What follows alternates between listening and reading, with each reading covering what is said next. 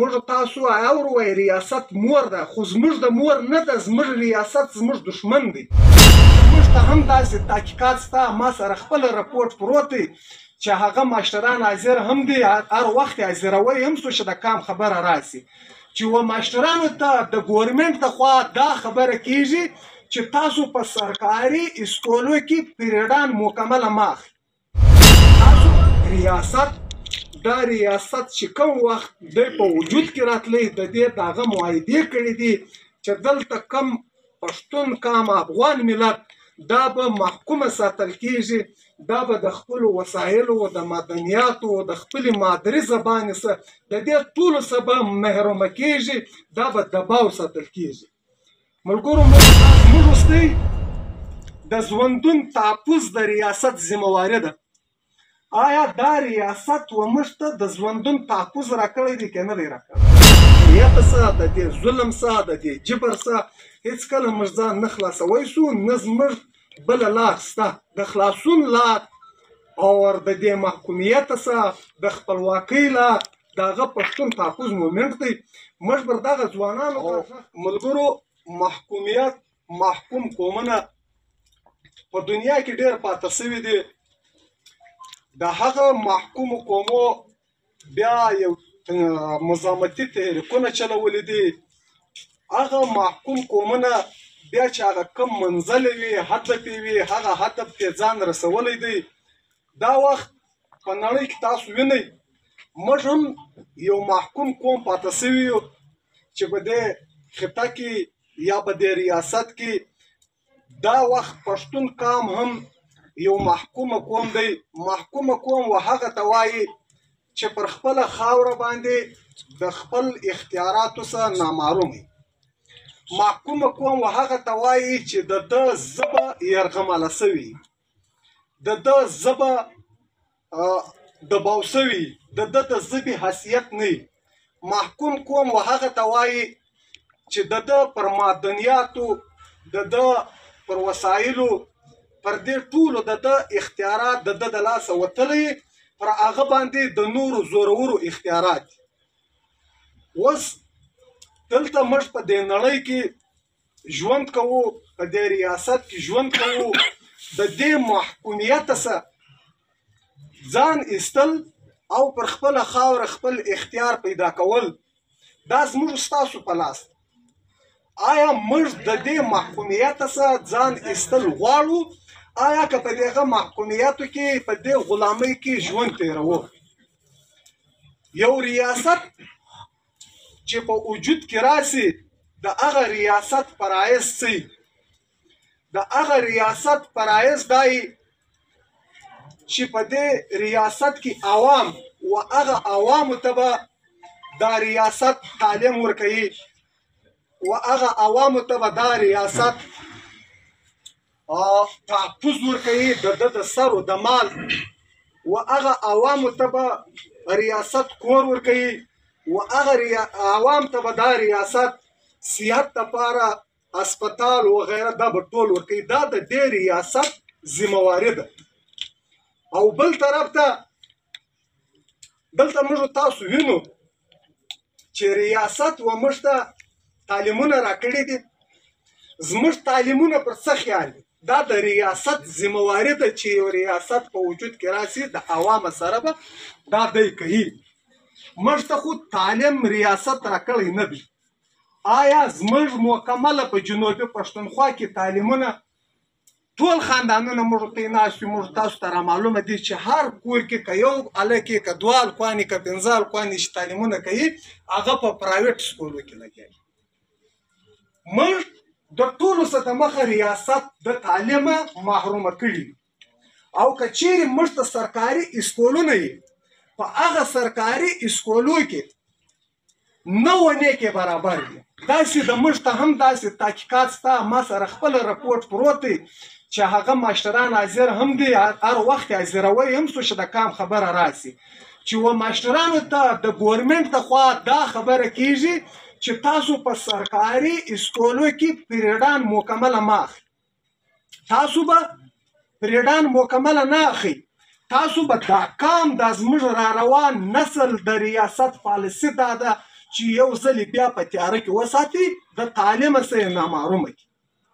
بله خواته تاسو وګورئ که موږ د یو 2 لاسو په خواري باندې یو څوک یو بچی در یو حده راورسوي، تعلیم په وکړي، سبق په ووایي، خرچې په ورکړي، 2 وخته ډوډۍ ورته ضایع کړي، خو هغه د بچي تعلیم نه ضایع کوي، خو بچی و منزل ته ورسوي. چې کوم وخت بچی و منزل ته ورسېږي بیا که هغه د کام خبره کوله، د کبل خبره کوله، د خپلو وسایلو د خپلو معدنیاتو خبره کوله، بیا هغه رقم هغه کس د موږ څخه کم پرسته ملګری بیا دا ریاست وړي، وژني، جلا کوي.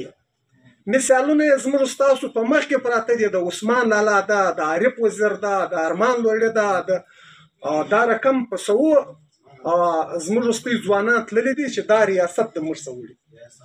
او بل طرف ته تعلیم د دې د صحت ذمواري د دې ریاست ته چې موږ ته به صحت راکوي، موږ تاسو به وګورو چې ریاست دا ذمواري پر ځای کړې ده که نه ده پر ځای کړې. زموږ اسپتالونه پر څه خیال دي؟ زموږ اسپتالونه 9 کې برابر دي. بل خواته به وګورو چې موږ ته ریاست دا د ریاست ذمواري ده چې ریاست به و د خپل عوام ته کور ورکوي. کور موږ ته ریاست خو راکړی نه دی. موږ تاسو ټول په هر څه خبر وینو چې زموږ ستاسو کورونه په لکاو کورونه دغه ریاست راړنګ کړي دي، په جګ تیارو په بمانو یې راړنګ کړي دي، بې کوره کړي یو، خو آیا هغه ذمواري ده نه ده پر ځای کړې. زموږ وروستی د ژوندون تحفظ د ریاست ذمواري ده. آیا دا ریاست و موږ ته د ژوندون تحفظ راکړی دی که نه دی راکړی؟ کورونه موږ خپله جوړ کړي دي، تعلیمونه موږ خپله کوو، کار او ژوند خپله کوو. آیا د ژوندون د تحفظ یعنې دوی د تحفظ بجای و موږ ته د ژوندون یعنې غضب جوړ کړی؟ ژوندون هم موږ ته دوی د لاسه پر قراره نه دی تېر کړی. که څوک د کام خبره وکړي هغه به سر کړي. دا د محکومو قومو علامه ده چې موږ ټول محکومه یو. او بله خبره دا ده ملګرو، تاسو وینئ چې ریاست په وجود کې راسي په یو ملک کې، هغه و دا خپل عوام ته چې یاندې مکمله هر څه که تاسو پر نړیوالو سطح باندې وګورئ، د پړوسي ملکو کې وګورئ، په هغو کې هغه ریاستو دا رقم ترتیب جوړ کړی دی چې یو څوک د هغه ملک ژبه یې زده کوي، خالي هغه ژبه یې زده کوي و هغو ته په $100 و ایرو ورکوي چې خالي هغه دومره احترام د خپل ملک و د خپل عوامو و دې ته دا ترتیب جوړ کړی. زموږ په ملک کې چې موږ دا وخت د دې ریاست حصه یو، زموږ خو مکمله هر څه د لاسه ورکړي دي، ژبه مې یرغماله ده.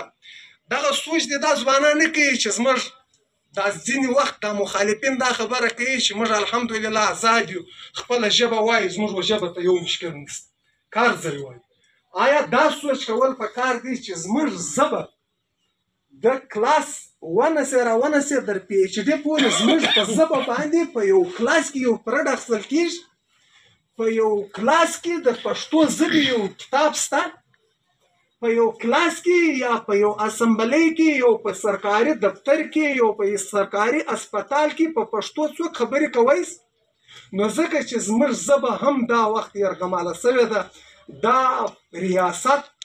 دا ریاست چې کوم وخت دی په وجود کې راتلی، د دې د هغه معاهدې کړي دي چې دلته کم پښتون کم افغان ملت دا به محکومه ساتل کېږي، دا به د خپلو وسایلو د معدنیاتو د خپلې مادري زبانې څخه د دې ټولو څخه به محرومه کېږي، دا به دباو ساتل کېږي.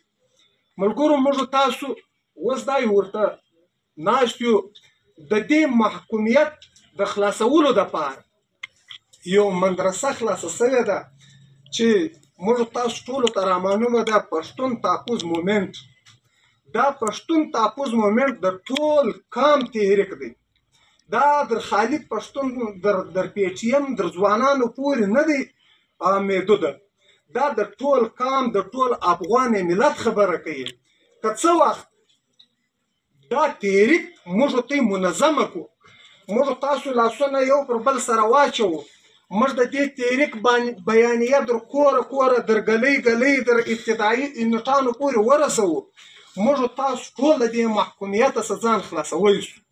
که چیرې موږ تاسو د هغه رقم تقسیم در تقسیم پراته یو او یو د بل په مخالفت پسې لګېدلي یو، نو د دې محکومیته څخه، د دې ظلم څخه، د دې جبر څخه هېڅکله موږ ځان نه خلاصولی شو. نه زموږ بله لار شته د خلاصون لار او د دې محکومیته څخه د خپلواکۍ لار د هغه پښتون تحفظ مومنټ دی. موږ پر دغه ځوانانو دا غږ کوو، پر دا قام دا غږ کوو چې د یووالي دپاره موږ ته مشر دا د یو پلیټفارم را جوړ کړی دی. باید دا دی چې پر دې پلیټفارم باندې د مشر بیانیه موږ تاسو در هر کلي پورې، در هر کوره پورې، در هر ګلۍ پورې، در هر علاقې پورې دا ورسوو. نو ځکه موږ د دا ظلم، د دې جبر، د دې محکومیت څخه، د دې بې اختیارۍ څخه، د دا هر څه څخه موږ تاسو ځان خلاصولی شو. موږ تاسو ته خدای پاک داسې غرونه راکړي دي چې مکمله غرونه د مالامالو ډک دي. که د هر غر موږ وګورو په ایشیا کې زما په خیال سره راسیر دی چې د جنوبي پښتونخوا او د خیبر پښتونخوا معدنیات پر 3 نمبر او نمبر راسیر دي. دغه مکمله غرونه زموږ د معدنیاتو ډک دي، خو په موږ توی خدای خوړلې نه ده. موږ توی ټول د دې شي څخه نامعلومه یو، بې اختیاره یو. د ریاست دا ذمهواري ده په نورو ملکو کې چې تاسو وګورئ، که د پاکستان په آئین کې هم دا ستا چې کوم وخت دی په وجود کې راتلی، د پاکستان په آئین کې هم دا لیکلی دی چې پاکستان 4 صوبې دی. په 4 صوبو کې چې په هره صوبه کې هلته معدنیات وختل، هغه د هغه صوبې بیا خاص کر کې د هغه علاقې د خلکو حق دی. اوس دلته زموږ غرونه مکمله د قدرتي مالامالو ډک دي.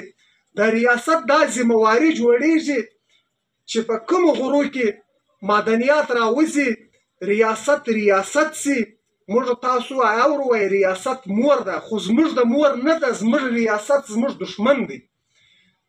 دغه معدنیات د ریاست دا ذمهواري ده چې دی به مکمله مشنګري راولي و غرو ته بېدرایي چې د کومو علاقو د کومو غرو څخه معدنیات راوځي، دغه معدنیات به د ریاست راباسي د دا علاقې د دا حلقې د خلکو دپاره چې راویستل. بیا به د دې معدنیات مثال کرومایټ دی، تانبه ده، سنگ مرمر دی، ډیزل دی، پټرول دی، دا چې هر څه راووتل د حکومت په مشنګرۍ باندې، بیا به حکومت ته د دې مشنګرۍ خپله کرایه او و مزدور ته به مزدوري ورکول کیږي.